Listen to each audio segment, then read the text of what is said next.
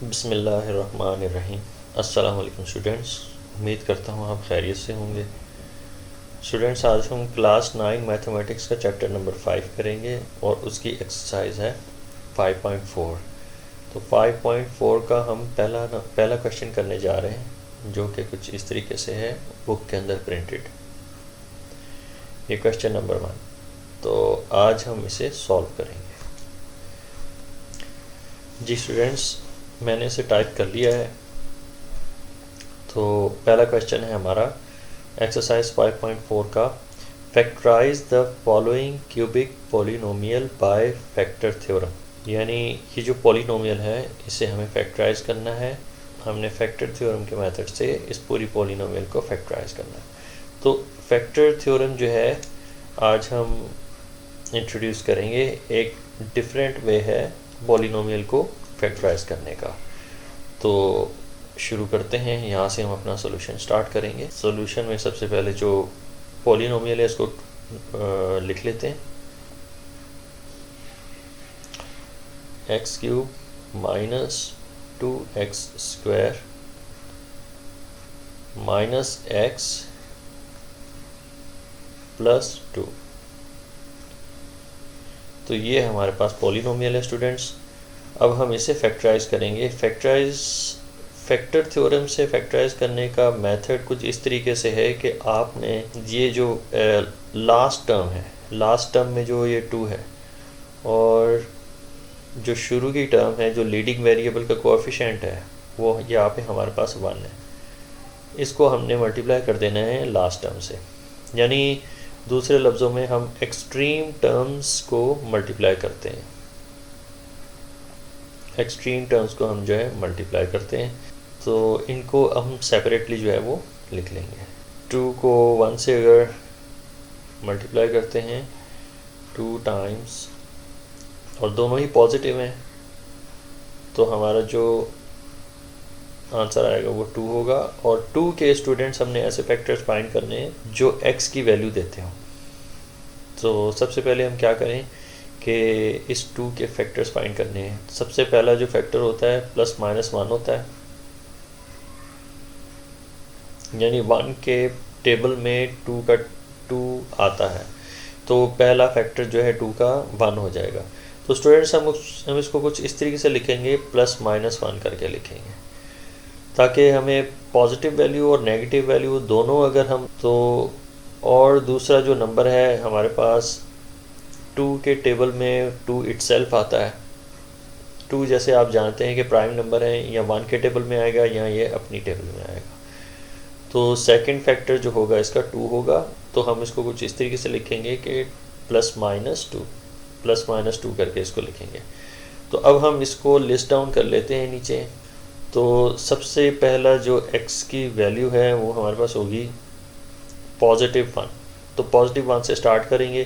तो x की value पहली होगी +1, और फिर उसके बाद x की वैल्यू होगी, ये जैसे कि मैंने -1 लिखा हुआ है, +-1 लिखा हुआ है, तो -1 जो है वो सेकंड वैल्यू हम पुट करेंगे। और जो फिर थर्ड वैल्यू होगी वो +2 होगी, क्योंकि ये +2 है तो +2 जो है वो इसको भी इनकॉर्पोरेट करेंगे। और फिर फोर्थ वैल्यू जो होगी इसकी -2 होगी। तो यहाँ पे मैं इसको लिस्ट डाउन कर रहा हूँ। तो ये सारे के सारे फैक्टर्स, ये सारे के सारे जो वैल्यूज़ हैं x की, इनको हमें टर्न बाय टर्न जो है बारी बारी इसको इस पॉलिनोमियल में प्लग इन करके वैल्यू फाइंड करनी है कि ये 0 के इक्वल आते हैं कि नहीं आते। तो सबसे पहली जो वैल्यू हम प्लग इन करने जा रहे हैं वो है x की वैल्यू 1। तो x की वैल्यू 1 जब हम प्लग इन करते हैं तो ये हो जाएगा हमारे पास 1 का होल क्यूब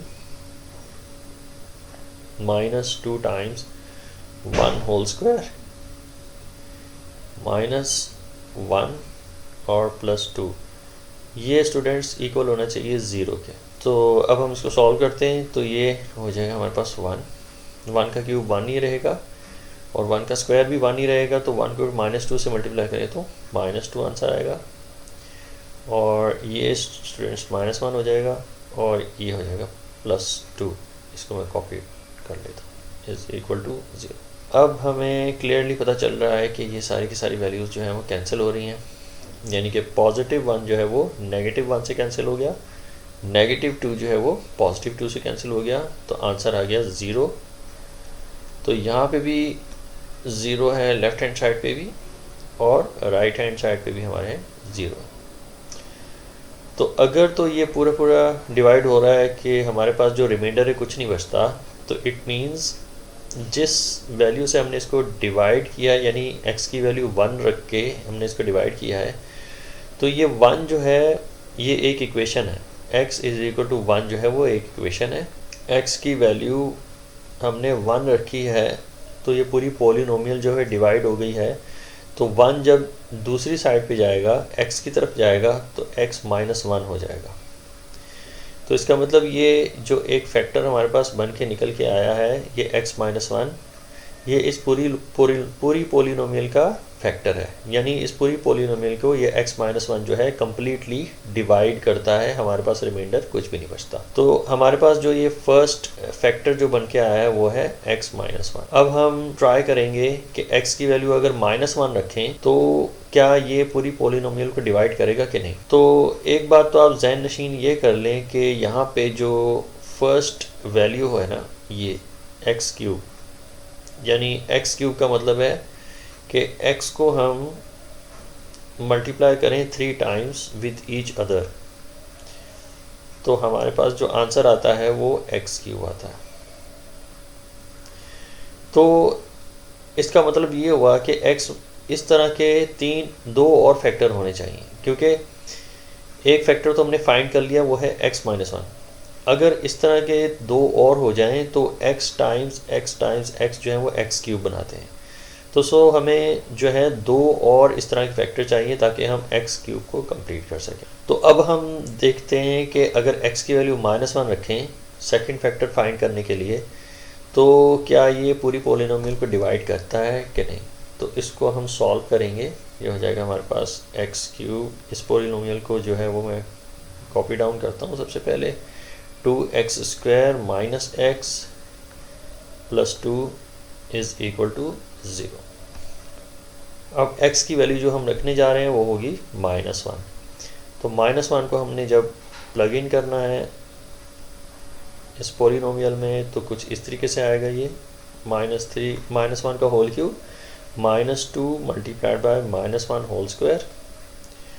-1² -x की जगह पे अगेन हमारे पास ये -1 आ गया, और +2 शुड बी इक्वल टू 0, ये इक्वल टू होना चाहिए 0। तो इसको भी हम सॉल्व करके देख लेते हैं। तो ये हमारे पास आ जाएगा -1, -1 को जो क्यूब है -1 है, और ये हो जाएगा हमारे पास -1 का होल स्क्वायर जो है 1 ही रहेगा, और 1 को -2 से मल्टीप्लाई करें तो -2 आंसर आएगा, और -1 को -1 से मल्टीप्लाई करेंगे तो +1 आ जाएगा, और साथ में है हमारे पास यहाँ पे +2 शुड बी इक्वल टू 0। अब स्टूडेंट्स यहाँ पे भी कैंसिलेशन हो रही है, तो कैंसिलेशन हो रही है, ये -1 +1 से कैंसिल हो गया, -2 जो है वो +2 से कैंसिल हो जाएगा। तो अगेन हमारे पास जो यहाँ पे वैल्यू निकल के आएगी वो होगी 0 = 0। इसका मतलब कि अगर हम x की वैल्यू -1 रखेंगे तब भी ये पूरी की पूरी पॉलिनोमियल जो है वो डिवाइड हो जाएगी, और हमारे पास जो रिमाइंडर है वो कुछ भी नहीं बचेगा।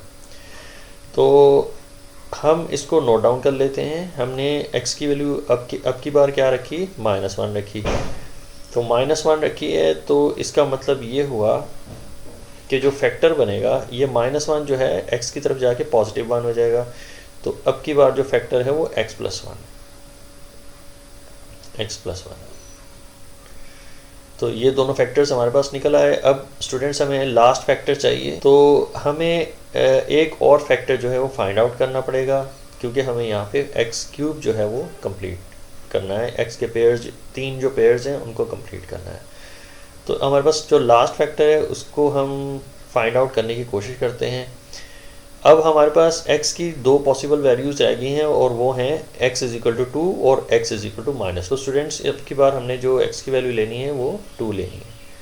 तो इस पूरी पॉलिनोमियल में x की वैल्यू को प्लग इन करेंगे, तो ये एक्स क्यूब है हमारे पास -2x होल स्क्वायर है -x + 2 = 0। अब हमने x की वैल्यू 2 को प्लग इन करना है, तो ये हो जाएगा हमारे पास 2 का होल क्यूब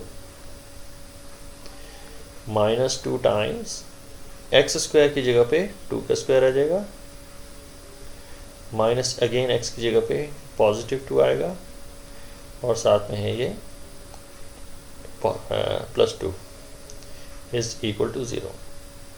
अब फर्दर हम इसको सॉल्व करेंगे, तो 2 का जो क्यूब है वो हो जाएगा हमारे पास 8 और साथ में है -2 और 2 का स्क्वायर जो है वो 4 है और ये हो जाएगा -+(-2) और ये हो जाएगा हमारे पास +2, तो = 0। सबसे पहले इसको सॉल्व कर लेते हैं। ये हो जाएगा हमारे पास 8, ये -2 4s are 8 और ये -2 और ये +2।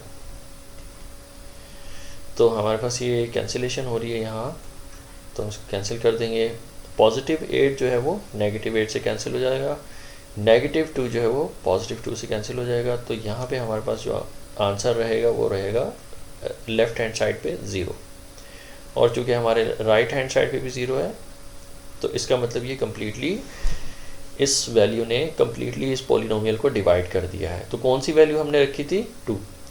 तो अब हम इसको नोट डाउन कर लेते हैं कि x की वैल्यू अगर हमने 2 रखी तो हमारे पास जो ये फैक्टर निकल के आया, ये 2 जब इस तरफ को आएगा तो ये पॉजिटिव से नेगेटिव हो जाएगा, तो ये x-2 बन जाएगा। तो ये x-2 भी इसका फैक्टर है, तो x-2 भी जो है इसका फैक्टर है। तो इस तरीके से स्टूडेंट्स हमने इसकी फैक्टराइजेशन कर दी है। अब देखें कि हमारे पास हर वैल्यू में जो है वो x मौजूद है, तो x को अगर 3 मरतबा मल्टीप्लाई करें तो हमारा आंसर जो है वो x³ आता है। तो इससे आगे हमने नहीं जाना और हमने यहीं तक जो है इसको रखना है और ये फैक्टराइजेशन का वे है थ्रू फैक्टर थ्योरम। तो ये मेथड है फैक्टर थ्योरम। फैक्टर थ्योरम से हमने इसको पूरी पॉलिनोमियल को फैक्टराइज कर